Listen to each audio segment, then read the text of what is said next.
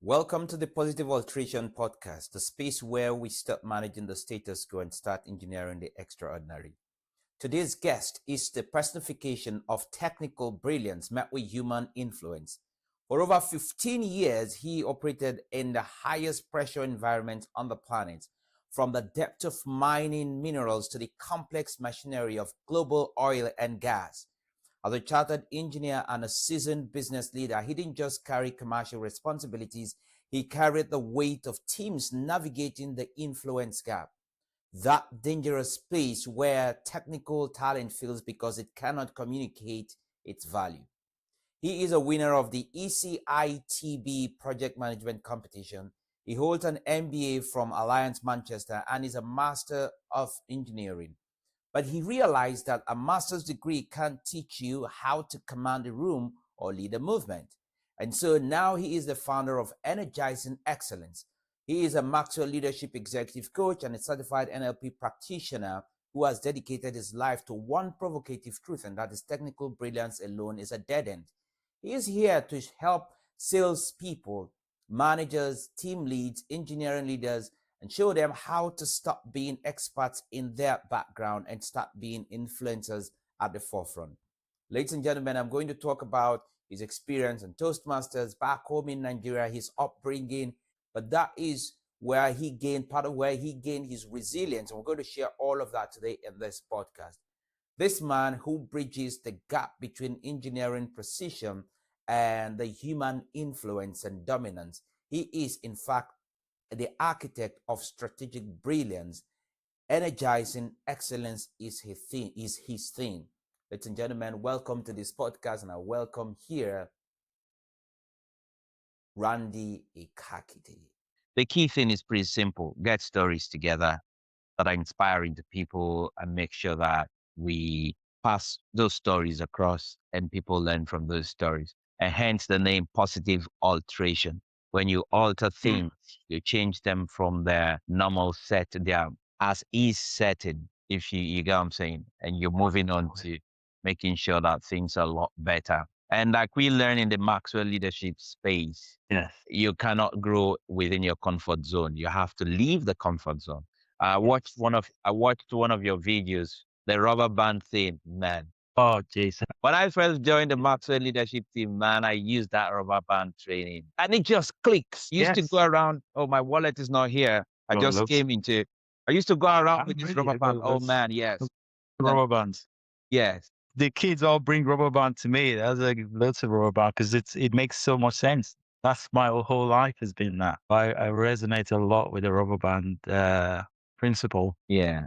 Then, and again, as a speaker, it just comes handy. You go in somewhere and they say, well, the speaker didn't show up.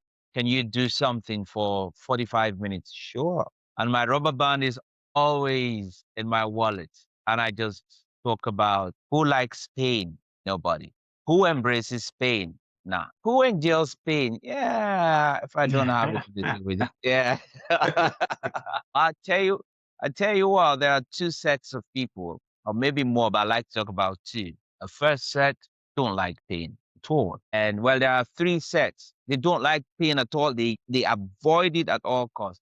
There's another set that endures it, just manages. But there's a third set that embraces it, looks for it. And then people go, well, what on earth are you talking about? I said, all right. And I bring the rubber band out after a while and I say, take a look at this rubber band. I want you to use this rubber band without expanding it, without stretching it. Take. And they look at it. Any way you want to use the rubber band, you will at least stretch it a little bit. Yes. Otherwise, it's useless. And my speech is done. I'm telling you. And I then say, what do you learn from this? What's the lesson? And by the time you go around a room of 10, 20, 30 people, you peek around and people, their memory, they begin to go around thinking about the rubber band. And it's so real because it's something you see everywhere. And I say, even as small as a pen, if you want to use the rubber band around this pen, you would need to stretch it because it has to put a couple of times till it sticks. Yes. You want to put it around a cup, you will have to stretch it. How do you use it? How do I use it? I think you've hit the nail on the head there. And for me, I use it for growth, right? Mm. I use it for growth. I use it for everything. Mm. I'm a 5 a.m. kind of guy. Monday to Friday, I wake up 5 a.m. to hit the gym before I start my day, right? Is it easy? No, it's hard. That's if I want to be the person I aspire to be, I've got to do the hard things. Yeah. So I think it's about that growth. If you want to grow, if you really want to grow, you've got to expand. You've got to Mhm. stretch. You're not stretching. What are you doing? You might as well just sleep, right? Might as well just sleep and forget about it. So if you want to grow, just like the rubber band, I keep rubber bands around here all the time. Just like the rubber band, Mhm. you want to grow and expand, then you've got to embrace the hard. Embrace the hard. It was John Maxwell in his new book. What's the new book called again? I've got it here somewhere. It's not out yet, but I've got a copy of it. It's How to Get a Return on Failure. How to Get a Return on Failure. It's not out. No return on investment. No, this book is not out yet. It's gonna be out very soon, so I can show it. I got it in IMC.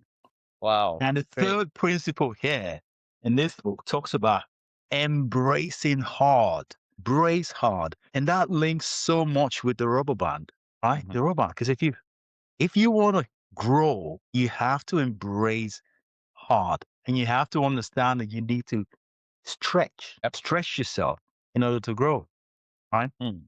So for me, that's how I use it. That's how I use it. It's just get comfortable with our hard. Know that you've got to stretch if you want to grow. It's amazing when you come to just accept that. Certain things happen in your mind. There's a lot of shit that happens. Because when you agree that you have to stretch, and now you're not all that so bothered about awkward situations, you will put yourself in those hard situations. And Yeah. it's then that's where the magic happens. That's where you learn. That's where you grow. And then you get a little bit comfortable there, and then you stretch again. You keep Mhm. going, keep going, keep going, keep going. There's never a place where you're going to snap. It's just a life thing. So it's a great principle to have in your back pocket. True. That rubber band thing works. It works really anytime. It's timeless. It's timeless. I like to watch, it's like me, I like to do midnight university thing, which means there's some videos or YouTube channels that I just have them because of my path of growth at the time. And I say I'm just going to watch these call them playlist or whatever. I'm just gonna go through all of that. And I was watching one yesterday. The guy was talking about that the brain, we live in a planar space in this time and age where we have AI, yes, and then people like to talk about we have AI, yes, and then people like to just get things really fast. There's nothing wrong with that. But he said, have you stopped and asked yourself biologically, how is the brain designed and what makes the brain grow? And he talked about the power of iteration and reiteration, the power of immersion, immersing yourself in an experience. And he talked about a couple of other things that you can do. And there's one example that really resonated with me. I still love that bit when I was watching that. And that's that. Do you realize how powerful you get when you learn something and then you teach that thing to someone else? Because what that means is that you're learning it a second time. Yes. Okay. And I remember back in the day, back home in Nigeria, when I was in the higher institution, my best way of learning, we didn't have the internet as we have it today. So now you're showing your age, mate. No, yes. I used to do, I tell my kids sometimes they just get tired of me. I used to live in a time where we go to the library. We carry our books of physics, chemistry, Babu, whatever you call them. We go to the library and we study. I still have these friends, three of them, Steve, Macri, and Donald. Three of them, my friends, very close friends. Then we go and we study. And they influenced me. They influenced me a great deal. I tell you the truth. Macri was very good at chemistry. Steve was very good at physics. And Donald was good at biology. Now, I was the guy that was just coming into the space and I didn't know a lot about calculations, about mathematics, but man, these guys were crushing it. So they propelled me. They've served as some form of catalyst. For me, the pressure was on to understand because these guys were shining in class.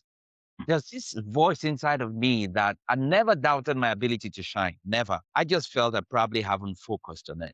I was a guy that would play for the whole world. I would go around with the confidence that I will pass my exams. I don't care. It's just at an average. I was never looking at above average, but these guys were always challenging. So they were my friends and they influenced me positively. We go to the library and we learn. And then what do we do? What did we do next? We would now take turns to teach one another. So the first three will sit as a class and then you teach.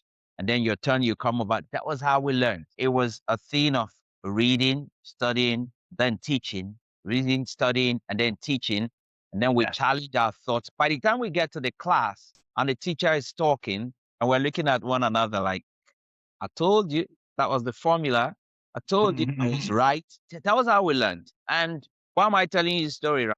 It's not about the learning. It's about the transferable skills and the discipline that you develop over time. Okay. From that stretching over and over. So you take it over to life, work, family, your business fails, you lose your job, something happens, then you go back. I'm doing a lot of things now about around meditation. You go back and you just in that quiet moment, you stay longer. Staying quiet can be painful too, thinking mentally, going round and round. And that's why the stretching really, it goes down well with me because like I said, the guy I was watching, the brain, you need to stretch the brain. To the point, let me come back to the point. He's saying AI is good, social media is good, all the fast things we have, they're good. But if you want to transform, you cannot bypass that process of immersing yourself. All right. You cannot bypass that process of slow cooking if you want to transform. What are your thoughts? I like that. I like that. You have to immerse yourself in the work. Right. Yeah. I think I agree with that. I agree with that. Um, it's like everything in life, right? I remember I'm thinking about a mentor of mine, Tienan is a great guy, really great guy. I need to reach out to him. There's a time I was had a session with him. I was just so eager to grow. I just wanted to grow. So he told me something. It says sort of a parable or quote that if you want to go far, slow. Yeah. What the hell are you talking about yet? It's like I'll want to become a director tomorrow. It's like, oh, you got to go slow. And I think what he was trying to tell me is that you just have to immerse yourself in the learning and just go through the grinding as opposed to jumping so fast and then realizing that actually there's no substance yet. So Okay. if you want to go far, go slow. And I think that links to exactly what you were saying there, immersing yourself in the work and just getting in and developing yourself as hard as you can, stretching yourself. It's painful, but you have to do that. You have to do that. It's like baking bread. So my dad was the quintessential businessman, and we had a bakery growing up, poultry, fishery. What else did they have? We had lots of other things all at the same time. Oil. No, we didn't. Oil, we didn't do. We left the oil for the other guys. We did proper entrepreneurial business. Yeah, hard work, hard work. I was have to say, but I was always fascinated by the bread making process because when you get the whole thing, you get the dough. You put the bread into a pan. You have to wait for it to rise before you put it in the oven. But that rising process, you cannot rush. You cannot rush. It's always you have to wait for it. You have to check once it's getting your normal pounds is getting close to the top. Then you put it into the oven. That's what immersing yourself is. You can't rush it. Certain things you can't rush. You just have to go through it.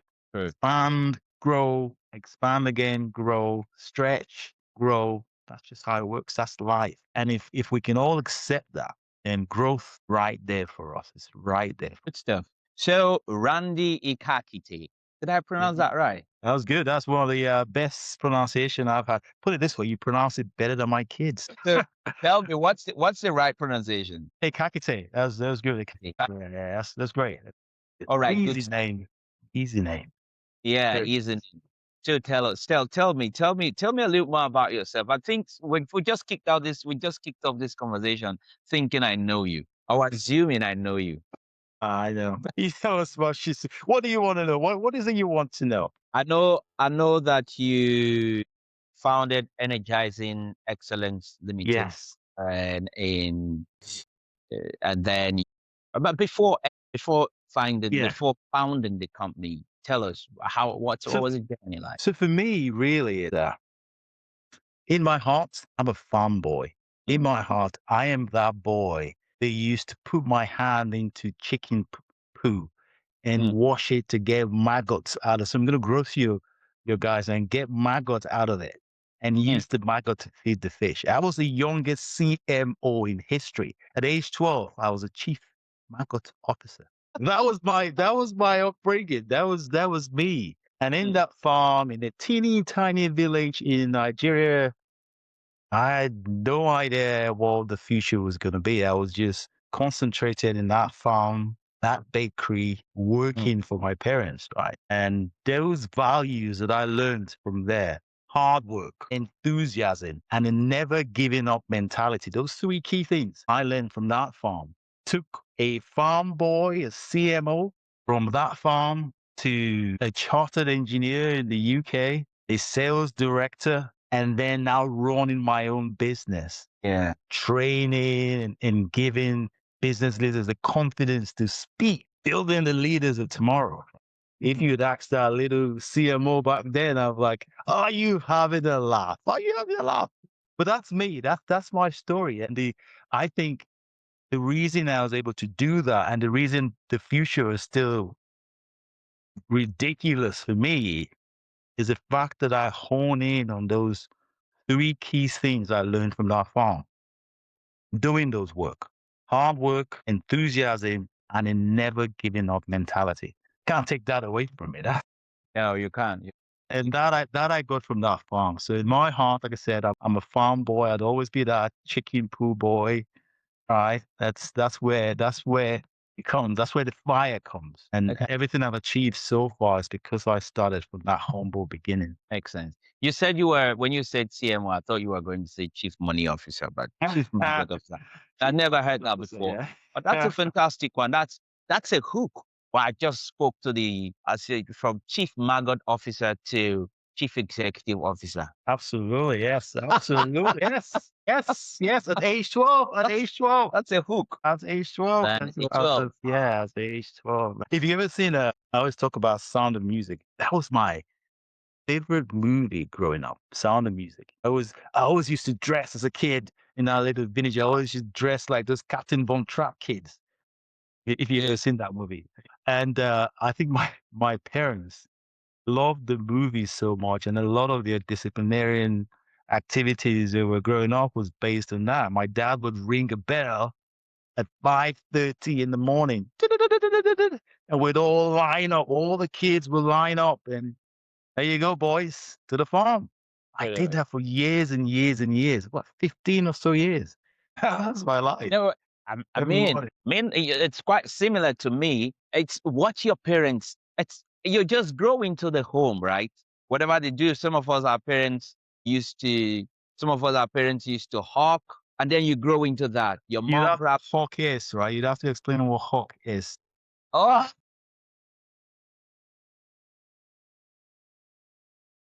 I mean, thanks for telling me that, for reminding me. Yes. I mean, sometimes your parents back home in Africa, they sell. What I mean, they sell on the streets from one place to another, right? Sometimes you carry the stuff on your head, your wear, whatever you're selling on your hair. Once you are born into a family, that's the trade you see.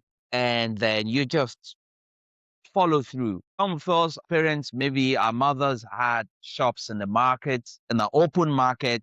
She goes every morning, 4:30, she's up, 5 o'clock, she's up when everybody's sleeping. Once you reach a certain age, she takes you down, she starts to go to the market with you. Yeah. The fact is, you're coming from, life has really changed. Back then, some of our parents felt life, in fact, the principle is still the same. You have to be hardworking. Otherwise, nothing is going to pan out for you. We were brought up with the sense, with the teaching that nobody's going to hand anything over to you. You want anything, you have to work, you have to qualify to get it. as your mom, as your dad, this is what I know how to do, and I'm doing it with my might. I'm doing it with everything that I know. And that's a discipline I want you to imbibe. And so you start going out with them, you start learning stuff. My father was one person. I tell this experience a lot. When I had my first public speaking speech, like engagement, I was probably 9 or 11. I can't remember basically. I spoke in front of 150 people. And then I came down from the platform and everybody just went, that was brilliant. That was brilliant. That's okay. Wow, that was fantastic. To the extent to which I remember, my father was the only person in the room that was not necessarily moved. So I came down and I sat down beside him, and like a proud son was giggling like, and he just looked at me and said, you know what? Don't let them clap you off the stage. That's what he told me. He said, understand that when people clap and they praise you or they applaud you, they're asking for more. As an 11-year-old boy, I didn't get the story. I didn't get the gist, but I think later in life I understood. My father was of this personality. Yes, you've achieved this. Don't sit there. What's next? It's always, the grind is always on. So I really get what you're saying. You see, at some point you then embrace Toastmasters, because I had to check you out a little bit, even if I know some about you. So I'm sure that some people that will probably listen or watch this would probably say, okay, so where did his speaking journey start? Probably started before Toastmasters. Yeah. What role did Toastmasters play? So Toastmasters changed my life. I'm going to say it again.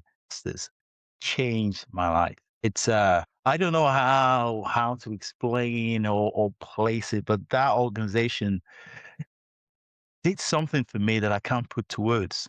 But my journey started before Toastmaster. I was never a public speaker.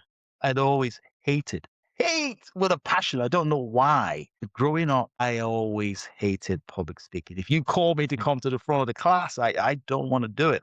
I was one of those guys. I was so timid and so scared of standing in front of people and communicating. But I look at my household, and most of my siblings are not like that. My mom and dad are not like that. My dad is a great speaker, but I don't know where it came from. I cannot place it, but I hated it. So all through university, I hated it. The one that really did it for me was in 2016 when I decided I was going to join Manchester Business School. Right, I was an electrical engineer at the time, and I thought that going back to the expansion and growth for me is always wanting to grow. As an electrical engineer, I thought I was going to do an MBA because I've got future plans, right? So I enrolled at Manchester Business School, and my first day we were doing financialization, some course about finance, right? So I'm an electrical engineer. I don't get around with finance and whatever. Then there were about 30 people in the class. These were like managing directors, corporate guys and directors and then different kind of head vice president, very massive role. There I was, an electrical engineer. I was the lowest paid guy in the room, right? So I really felt out of place. Really out of place. And the first day we stayed there, we went to the calls. We were working too late to prepare for a presentation the next day. Right. I'm like, I hate presentation. Here I am in my group of 5 big players in industry. And I'm there, this electrical engineer trying to work out the presentation to present the next day. And driving back home that day, I was driving to a place called Lee. I always remember I drive past the petrol station, and it still gives me a little bit of ooh. I was driving home, and I remember I was getting close to a petrol station. My heart started going. This was about 2 a.m. in the morning after preparing the night. The presentation was the next day. My heart was going dum dum dum dum, and I was getting a panic attack. Right. So remember, I pulled over into that Total filling station. I came out of the car, I sat down on the floor, and a guy came to help me. I was Really? terrified. Yes, I sat That down. bad? That it was that bad. I thought I was gonna die. Sat down. I'd never forget that day.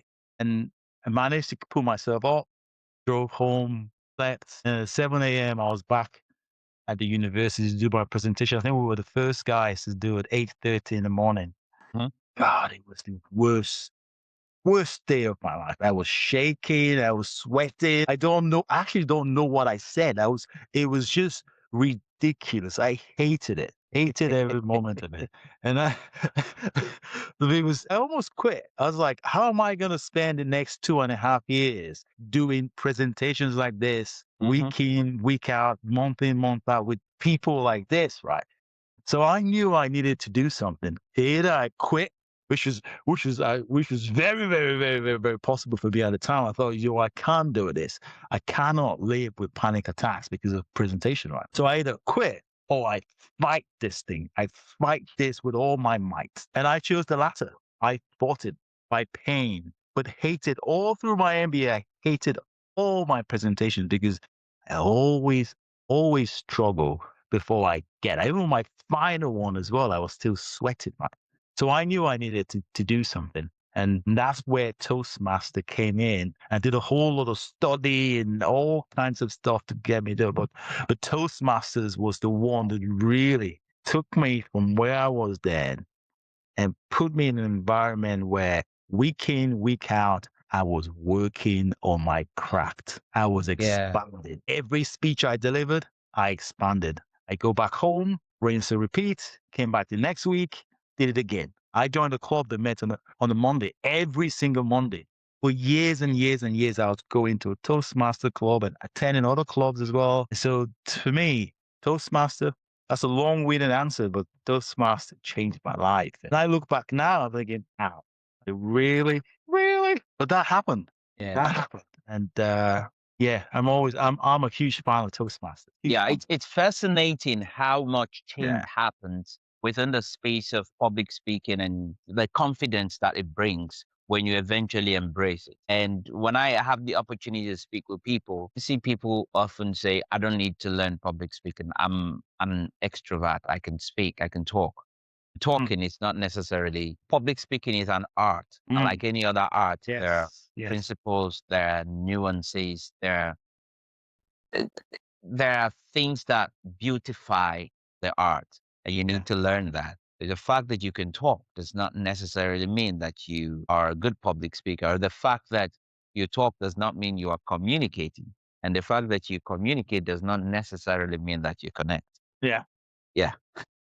It does not necessarily mean that you connect. You can actually, you can be that gully, you can be that huge gap by virtue of the way you communicate, or you can be a bridge. You choose. Then it requires practice over time. Yeah. Talking about immersion, that's why Tony Robbins says he does 3 days straight, 50 hours, because he feels when you bring people into a room together over an extended period of time, something happens. There's a shift that happens. As against, you give them a book to go and read, which is good. They go and watch a video, which is fine.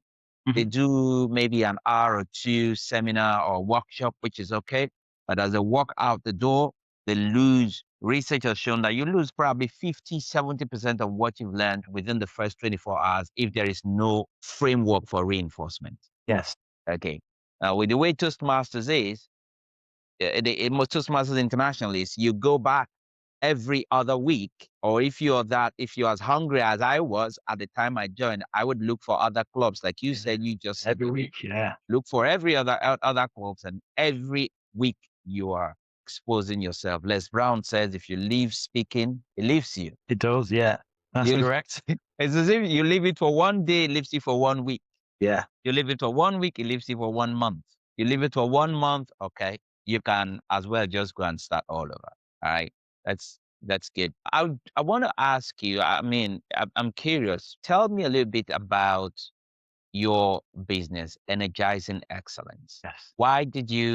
What is the secret behind the name? What is the vision? What is the drive? What's the main focus of the company? How can people, who are you looking to benefit the most? I've asked, this is a question, a hydra-headed question. Yeah. But I think you get the point. Yes. Energizing excellence. I think it's who I am. Okay. But I'll come back to that. So I told you about how I came across Toastmasters and I embedded myself in the art of public speaking. And I did a lot of work, not just so once I got good. There's still better. I'm still working to become better and never ending thing when it comes to public speaking. I got to a place where I then started mentoring other people as well too, and coaching other people when it comes to building confidence in public speaking. And I enjoyed that. I enjoyed the idea of seeing someone, of course, someone like myself before couldn't communicate and connect and speak with confidence. Go from a shaky guy to someone who can stand in any scenario and Mhm. speak. Right. And I've seen people go through that process, and there's a formula for it. There's a formula to get people from not being able to speak and work them to become confident speakers. So I did that. So what I do now within Energizing Excellence is that I'm giving back because I know it's possible. That the public speaking and the ability to speak confidently is not for some selected few. It's accessible and open to everyone. I don't Okay. care whatever your background is, you can speak. And energizing excellence is that link, helping people find that. So I mentioned earlier that I'm a chartered engineer. And for engineers, public speaking is a big problem. We don't do it enough. We like numbers, we like our technical stuff. But there's an art to communicating, like you talked about. There's an art to communicating. And what I do and what we do at Energizing Excellence is that we help those technical individuals, those engineers, those people in technical profession that struggle with the getting their ideas out, or they're not being seen because they're not able to communicate it properly.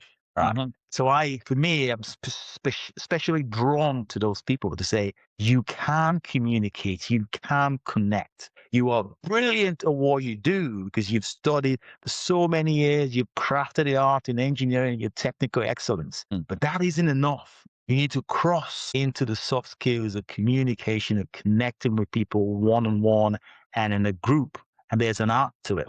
And I was one of those engineers that couldn't speak. And now I can connect. And so what I do is that I take other technical people with me and I help them through Okay. one-on-one coaching, through group coaching as well. And I do keynotes and various other things within the speaking world. So that's my focus area, because I know that speaking is not just for some few. Anyone that believes in personal development and growth can learn this art of public speaking and connect. I think it's towards the end of April, I'll be going into a different series within LinkedIn and really putting some nuggets out there. I've been working on, because I'm a certified speaker, coach, and trainer for John Maxwell as well. And I'll be doing some work on this book. Everyone communicates. You connect. So I'm going to spend the next I think 4 to 5 months. I'm going to go in. There's a lot of nuggets in this book. So I'll be going through that and giving some key things out there so people can learn a little bit on this art of connecting and communicating. So that's what we do with Energizing Excellence, right? I'm an electrical engineer at heart as well too. And it's all about energy, all about communicating with excellence. And excellence is excellence here. If you're here, you have to strive for excellence. When you're here, you have to strive for excellence. When you're there, there's always excellence to strive for. So for me, it's how can we energize that excellence in our communication, in our day-to-day work? And that's what we do. That's what we do. So let me ask you, as a business owner, why will what you are talking about, energizing excellence, why would that matter to me? If, for instance, in my experience, many business owners, the focus is usually what's the financial bottom line. Yeah. Except you find some who are really growth to the businessman out there is, or woman that is listening Yeah. out there, small business owner, the business Yes. owner that's got a couple people working with them. Yeah. Why is energizing excellence? How does this connect to business growth? I mean, how does this connect to my bottom line? So it's because leadership is influence, right? And influence is communication, right? Okay. It all links together. So if you have employees as a business owner that are not able to communicate, not able to sell, not able to stand up and confidently challenge things in a very respectful way, then you're leaving a lot of money on the table. You're not stretching and pushing your bottom line enough. because your employees can't raise their hand up to say, oh, I've got a better idea that can make you a lot of money, right?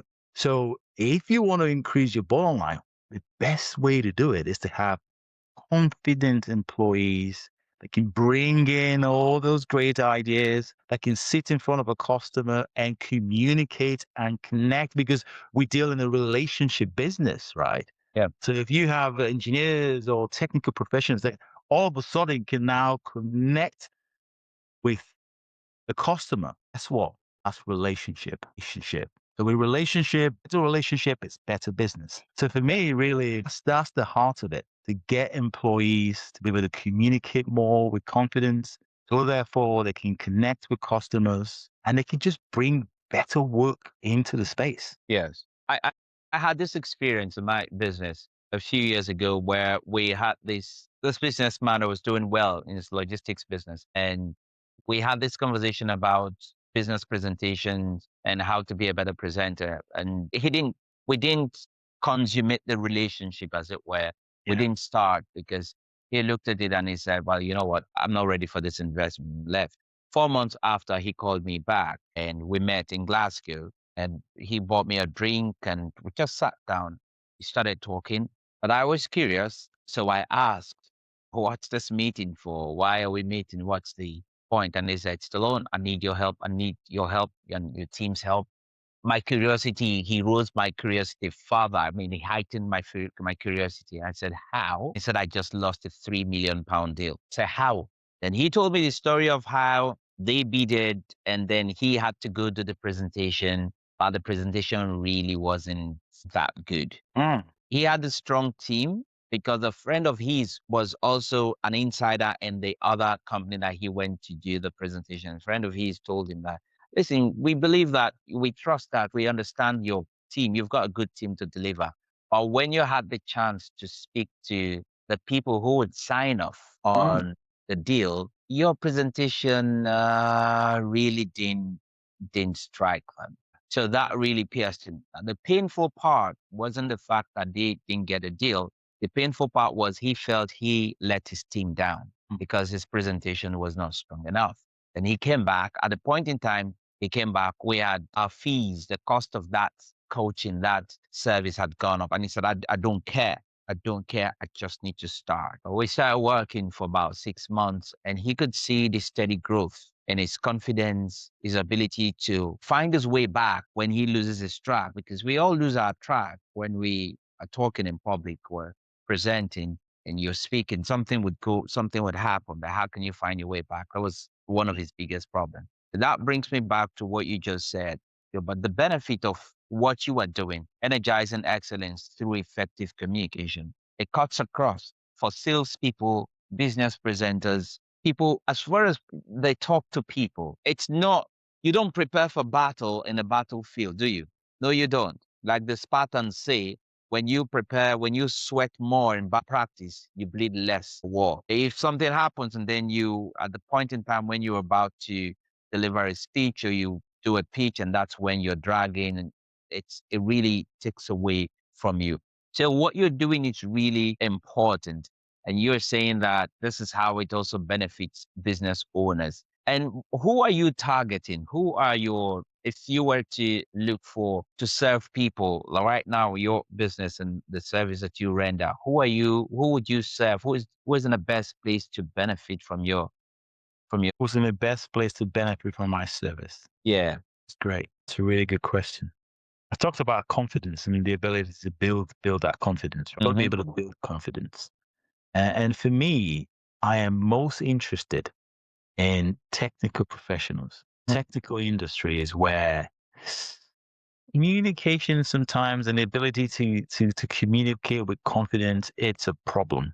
It's a problem within the business, and it's now hurting bottom line. That's where I'm really targeting those companies that go technical professionals. The public speaking isn't their natural skills. It's not their natural skills. Those are the people I want to work with. I want to take them. I want to be able to work with them one-on-one on a group setting and move them from that lack of confidence communication place to someone who can confidently communicate in any setting and help the business. Engineering, professionals, technical companies is where I'm aiming at. Those are the people I want to focus on at the moment, because I think those are the guys that, in some cases, they are misunderstood because they're technical, misunderstood, but they're brilliant, they're excellent. Because I used to be a technical professional, right? Okay. And of course, I moved to sales. I did, for the past 5 years, I've been working in multinationals as a sales professional and a sales director. So I was able to transform from the technical space to more connecting, relationship-based position. So I've lived that process, and I know it's possible. So I'm targeting those kind of people. Technical space, they've been misunderstood because you're already brilliant. You just misunderstood. And like every other technical skill, you just need to learn public speaking. Need to learn it, and it's possible, right? So those are the people I'm focusing on. Technical professional. Okay. Good stuff. Good stuff. So tell us, Randy, you are so serious about public speaking, energizing excellence. What do you do when you relax? Oh, geez, that's a good point. What do I do when I relax? Hmm. Jeez, what do I do? I do have 2 kids, and in a way, I pushed them into tennis, and now I find myself playing a lot of tennis as well. Yeah. The initial plan was to get the kids into playing tennis and into being active. But yeah, I do a lot of tennis as well. I enjoy the competition within tennis. I haven't won plenty games yet, but I'm striving to be better. My Okay. kids beat me in tennis now, but it's okay. So that's a sport that I really enjoy. And any spare time that I've got, I spend some time on that. And being fit. It's extremely important to me. So working out, that's for me, that's key. That is key for me. So I do a lot of workout. I go to the gym a lot, spend some time there just to keep. Back in the day, we used to do it for muscle. Now I'm more about how can I keep this heart going? And I enjoy it as well too. I enjoy this stretch. That's also a place of no pain, no gain. Whole idea of the gym. You've got to work hard. If you want to see improvement, you've got to work hard. So I do a lot of gym work. I do tennis, and I do some other weird things on the side that I might keep for different days.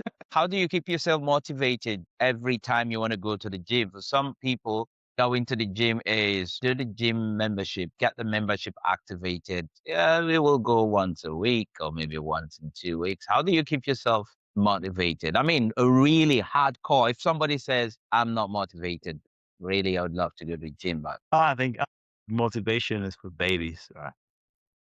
sorry? Motivation is for babies. I don't need motivation. It's like, so what? Are you motivated? You don't need to be motivated. You need what you really need. What you really need is discipline. Motivation is for babies. You don't want to be motivated because you can this motivation and motivated one day, I'm not motivated the next day. Yeah. No. You need to know what you want, your vision, where you want to go. And then you need to be daily diligent. So I wake up in the morning at 5 a.m. not because I enjoy it. No, hate it. But I know I want to keep this baby going, this heart going. I want to be here 60, 70, 80, 90. I want to be fit. You mean you're not 60 yet? Well, yeah, you know, you know, you know. Okay. I I'm just supposed to. kidding. But for me, it's so that's the vision of being healthy, being here for my kids and my grandkids.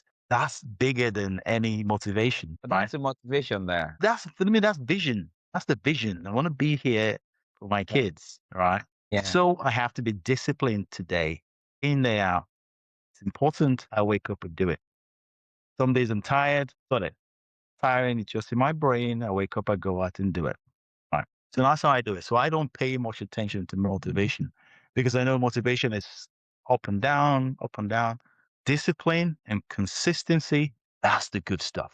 That's the good stuff. And for me, in my coaching program and the work that I do, that's where I lean on. I Okay. get my clients to move away from motivation and focus more on the discipline. Once you have that big vision that you want, and you want to have the discipline to go in, day out. The days that you're tired, oops, you do it anyway, right? Okay. And the days you're motivated, well, you still do it, right? So it doesn't matter about motivation anymore. Makes sense. Makes sense. Somebody told me, I learned this recently, not too long ago. I learned this. and that is that discipline is simply seeing something. It was in the space of business, but he said something. He said, discipline is seeing something, that an opportunity that is so clean, perfect. It's something that you would love to do. Everything is set, and you say no. He said, now that is discipline. No to this. I have nothing against it. It's beautiful. It's okay. But I'm on this track for now.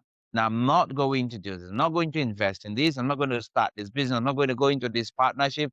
I'm not going to go into this relationship. I'm not going to buy this stuff. It's good. It's the best price at the moment. It's on sale. It's like 20% of the amount original, but I'm not buying. Yes. Now that is discipline, and I've added a word behind it, and that's radical discipline. Like that. Yeah, I like yeah, and I've noticed that before. I've noticed that even in business, you see someone doing stuff, and you feel, wow, this is working. And then the entry level is low, everything is okay. You can do this. You can do this. Do you have to do it? I love another person that reminds me of discipline is Alex Hamosi. I don't know if you know him. He's an internet marketer. I mean, he's a businessman, a big businessman. He's doing a whole lot. But I watched one of his interviews, and he said something about a friend of his, someone he met. I think a friend of his. I really can't remember exactly how he said it. But the point is, the guy's into cryptocurrency. He makes money. He makes tens of thousands, if not hundreds of thousands of American dollars. No overhead, no office, no staff. You know how cryptocurrency works. And then he looked at it and says, good opportunity, but not my thing. Yeah. You know, he's a coaching entrepreneurs. He's owning businesses, growing businesses. He's massive. You need to check him out, Alex Amosi. But the point is discipline. Seeing a seemingly brilliant idea, fantastic idea, and you're simply saying, this is good. I've got nothing against it. Absolutely on point, but I'm not doing it. I love that. Yeah, I love that. Yeah, there you go. There you go. And if you ask any gym goer, they'd always tell you in those days where they feel so tired and they're able to be disciplined and get up to go to the gym, they always love it. You always love it. Always love it. So Right? it's stuff. It's discipline. I'm a huge fan of discipline. I think that's what successful people do. Yes. That's what they really do. They hone in on that consistency and discipline because it's that daily that one you do. You're not seeing like the gym, you don't see the result.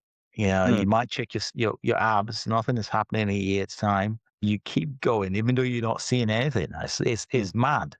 But you give it a year, 2 years, 3 years, and the effects start to happen. It's just like business, right? When you start, some people, they want to start a business like, oh, I want to get rich tomorrow. It takes time. It takes discipline and consistency. And when you might not see result in 6 months, in a year, in 2 years, and you just keep going, going and going. If the vision is right, you keep going. Yeah. You're disciplined, you're doing the right things daily, consistently, then success will come. Before we go off, Randy, what's the practical thing? I love when people come on board and they watch what we do. It's important that they take something home to say, this is what I can do immediately after this, or this is what I can do tomorrow to change my life. What nuggets would you pass into that? I think confidence and belief starts from the mind. Okay. Always from the mind. It's an inside out thing. And it was only when I realized that things really started to shift for me. So first is the mind. The things that we tell ourselves, in most cases, it's not real. It's not real. Some point in the past, someone said something, we've said something to ourselves, and it feels real, but it's not real. I guarantee you that. Some of the things that we say to ourselves that we think is real. So the shift really, I think John Maxwell did it extremely well in one of his book. The shift really is to saying, how can I? Not I can't. I can't do this. I can't do that. Something is put in front of you. I can't do this. I can't do that. I can't public speak. I can't do that presentation. Best way is how can I? And that shift happens in the brain. How can I? How can I do that?